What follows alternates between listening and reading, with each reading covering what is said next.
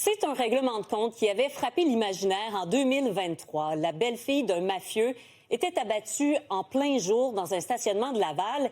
Et Yves, on apprend qu'il y a eu erreur sur la personne. Absolument, Marianne. Les tueurs se sont trompés de cible. Et là, je tiens à prévenir les téléspectateurs.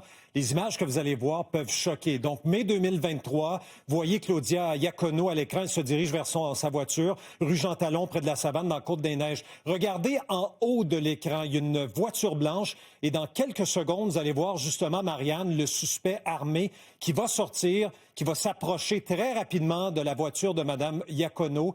Il arrive donc d'un bon pas. Et là, il va tirer à plusieurs reprises, va abattre comme ça froidement cette mère de famille, propriétaire d'un salon de coiffure qui a été abattue justement devant son salon de coiffure. La nouveauté dans ce dossier, Marianne, c'est qu'il y a deux individus, donc deux suspects, Tyron André Greenidge, un Torontois de 32 ans, et son complice, Kalial Nesfield, 29 ans, qui ont plaidé coupables aujourd'hui à des accusations de complot pour meurtre. Marianne, tu dois comprendre, ce ne sont pas eux qui ont tiré cette journée-là, mais ils ont comploté. Donc, tous deux, ils ont écopé aujourd'hui de 18 ans de pénitencier. Qui est Mme Iacono? Ben, c'était la belle-fille de Moreno Gallo, considérée comme un acteur important de la mafia, jusqu'à son assassinat au Mexique en 2013. Elle était l'épouse d'Anthony Gallo, et c'est Anthony Gallo, Marianne, le fils du mafieux notoire, qui était visé, mais le tireur recruté s'est trompé de cible, tuant plutôt son épouse. On peut parler d'une fusillade teintée d'amateurisme dans le stationnement du salon de coiffure. Il y a une troisième personne qui est arrêtée et éventuellement, Marianne, il y aura un procès devant jury. Voilà pour cette affaire.